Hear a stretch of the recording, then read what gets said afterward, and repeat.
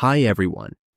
In today's tutorial, we will show you how to save a Canva design.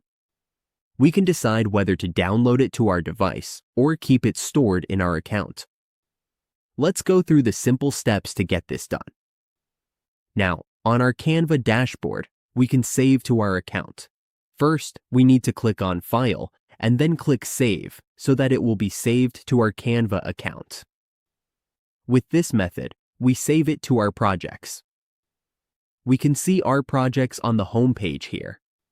We can also find it in the lesson section or in our projects.